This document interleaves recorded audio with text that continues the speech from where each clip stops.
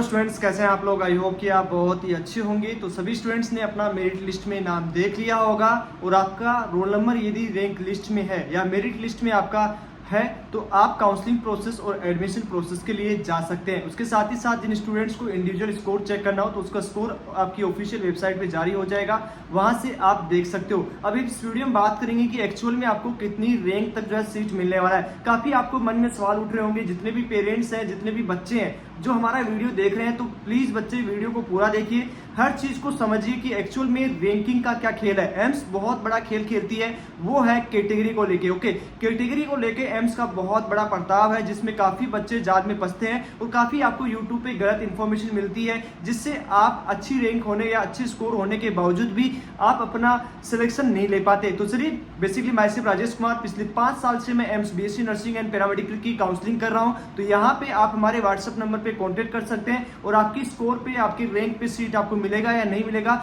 एक बार डिसीजन लेने से पहले हमारी टीम से कांटेक्ट कर लीजिएगा, जो आपको तुरंत रेस्पॉन्स देने की कोशिश करेगी। ओके, तो चलिए सबसे पहले वीडियो को स्टार्ट करेंगे। वीडियो को लास्ट तक समझने की कोशिश कीजिएगा कि किस तरह से ये रिजल्ट तैयार किया गया है और एक्चुअल में कितनी रैंक पे जो है बच्चों को सीट मिलने वाली है। जो SC ST के स्टूडेंट हैं जिनकी हाई रैंकिंग है, जो OBC के स्टूडेंट है 9000 10,000 रैंक आ रही है, तो काफी स्टूडेंट जो पिछले साल की कट ऑफ देख के यूट्यूब पे आपको काफी वीडियोस मिल रही होंगी जो आपको 4000 पे मिलेगा, नहीं मिलेगा, ये सब गलत इंफॉर्मेशन दे रही है। तो एक्चुअल में क्या होता है, काउंसलिंग में कितनी रैंक तक आपको सीट मिलती है। तो सबसे पहले वीडियो को स्टार्ट करूंगा और जितने भी पेरेंट्स बच्चे देख रहे हैं पूरे वीडियो को देख के समझने की कोशिश कीजिएगा। यहाँ पे मेरिट लिस्ट आपने देखा होगा 6 तारीख 6/6/2025 को ये रिलीज किया गया है। इसमें जो क्वालिफाइड स्टूडेंट है, यहाँ पे आप देखिएगा मेरिट लिस्ट में जो क्वालिफाइड स्टूडेंट है, लगभग आप मान के चलोगे कि 26,000 के आसपास बच्चों का इस मेरिट लिस्ट में नाम आया। अब एक मन में सवाल उठता है कि भैया सीट तो 1300 ही है, क्या 2600 को सीट मिलेगी या नहीं मिलेगा। मेरा 20,000 रैंक है, मैं SC कैटेगरी से हूँ,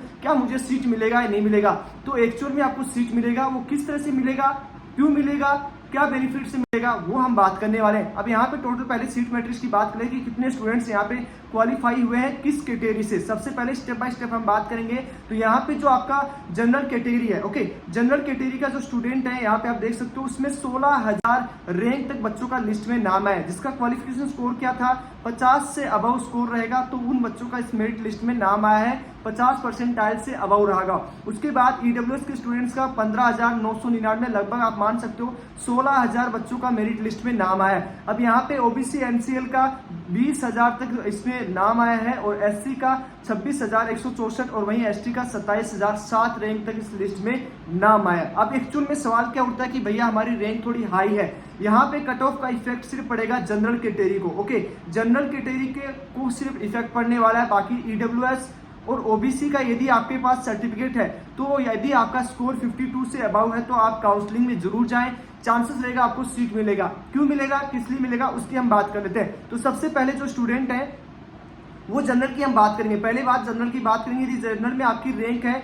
वो 8,000 के आसपास आ रही है, जनरल कैटेगरी से यदि आप बिलोंग कर रहे हो और यदि आपकी रैंक है 5,000 से लेके 8,000 के बीच में है, तो काउंसलिंग में एक बार जरूर जाएं। ओके, यदि आपकी वही बात करें OBC NCL, यदि आपके पास सर्टिफिकेट है और आपकी रैंक 10,000 से 15,000 तक है, तो काउंसलिंग में जरूर जाए। इसके पीछे रीजन बताएंगे क्यों जाने चाहिए आपको। उसके बाद यदि आप EWS से, तो EWS में यदि आपका लगभग आप मान के चलोगे कि 10,000 से लेके 15,000 जितनी भी आपकी रैंक और आपके पास सर्टिफिकेट है वैलिड डेट का, तो काउंसलिंग में जरूर जाए।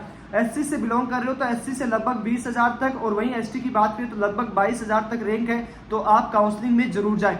अब क्यों जाना चाहिए इसकी बात कर लेते हैं। देखिए, सबसे पहले जो जनरल कैटेगरी की हम यहाँ पे बात नहीं करेंगे, क्योंकि जनरल कैटेगरी का अलग सीन चलता है जिसमें हर कोई स्टूडेंट है वो सीट ले सकता है। मतलब जनरल कैटेगरी की सीट है वो EWS स्टूडेंट ले सकता है, OBC का स्टूडेंट ले सकता है, SC का और ST का। यदि इनकी रैंक अच्छी रहेगी तो सारे स्टूडेंट हैं वो जनरल की सीट ले सकते हैं। ओके, अब यहाँ पे जो मेरिट लिस्ट में नाम है, क्योंकि 16,000 बच्चों के तो जनरल की नाम है। ओके, तो यहाँ पे जो और बच्चे हैं जिनकी और EWS कैटेगरी है, OBC है, SC ST है या SC ST की बात करें तो इनका ऑटोमेटिकली रैंक है वो हाई आ चुका है। क्यों आ चुका है, क्योंकि मैक्सिमम लोग जनरल का यहाँ पे सीट ले चुके, सॉरी जनरल का रैंकिंग दिया गया है। ओके, थोड़ा सा चीज समझने की कोशिश कीजिएगा, क्योंकि यहाँ पे जो जनरल की काउंटिंग हुई है, यहाँ पे जो रैंक दी गई है वो ऑल इंडिया रैंक दी गई है। ओके, ऑल इंडिया रैंक दी गई है बच्चों। आपको क्या चाहिए, यदि आप ईडब्ल्यूएस है तो आपको तो ईडब्ल्यूएस की सीट पे फाइट करना है ना, आपको जनरल की सीट पे फाइट नहीं करना है। तो आपकी रैंकिंग तो आपकी जनरल की ईडब्ल्यूएस के हिसाब से होनी चाहिए, लेकिन यहाँ तो नहीं हुई है, यहाँ तो आपकी ऑल इंडिया के हिसाब से हुई है,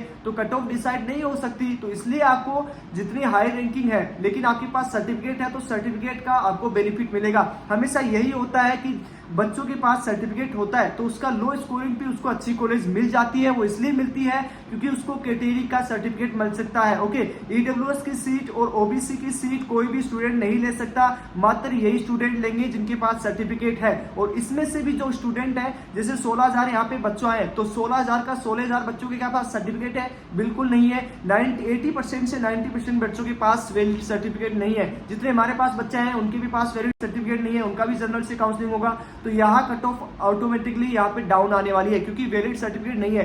और मैक्सिमम कट ऑफ इस साल गिरेगी, वो गिरेगी ओबीसी के स्टूडेंट्स की, क्योंकि ओबीसी के पास भी मैक्सिमम स्टूडेंट्स के पास सर्टिफिकेट नहीं है। तो ओवरऑल ये बात की जाएगी कि जिन स्टूडेंट्स के पास कैटेगरी है वो काउंसलिंग में जरूर जाए। आपको 1000 वीडियो यूट्यूब पे मिलेंगे काफी गलत इंफॉर्मेशन की। 12,000, अरे जब भाई ईडब्ल्यूएस के स्टूडेंट इंक्लूड है, जब ओबीसी के स्टूडेंट इंक्लूड है, जब जनरल के स्टूडेंट इंक्लूड है और ऑल इंडिया रैंकिंग आ रही है, तो एससी एसटी तो उसमें ऑटोमेटिकली पीछे आएंगे ना, क्योंकि उनका क्वालिफिकेशन नीचे है और उनको कम स्कोर पे भी सीट मिलेगा। आपको रिजर्वेशन मिलता है, इस चीज को दिमाग में रखिएगा कि मेरा 10,000 रैंक है, मैं 15,000 पे हूं, मैं 16,000 पे। भाई तो आपसे पहले जनरल वाले भी तो है ना, 16,000 जनरल वाले हैं, तो ऑटोमेटिकली आपका रैंक पीछे आएगा क्योंकि आपको कम स्कोर पे मिल सकता है, बट जनरल को तो नहीं मिलेगा। जनरल के सारे बच्चों को सीट नहीं मिलेगा। जो आपका यहाँ पे लगभग 4 से 5,000 बच्चों को ही रैंक तक की सीट मिलने का चांसेस है। बाकी जो 16,000 बच्चे हैं उसमें से आप मान के चलोगे कि 12,000 को तो सीट ही नहीं मिलने वाला है, तो 12,000 तो वैसे ही हट गए, तो फिर आपकी रैंक आ गई 4 से 5,000।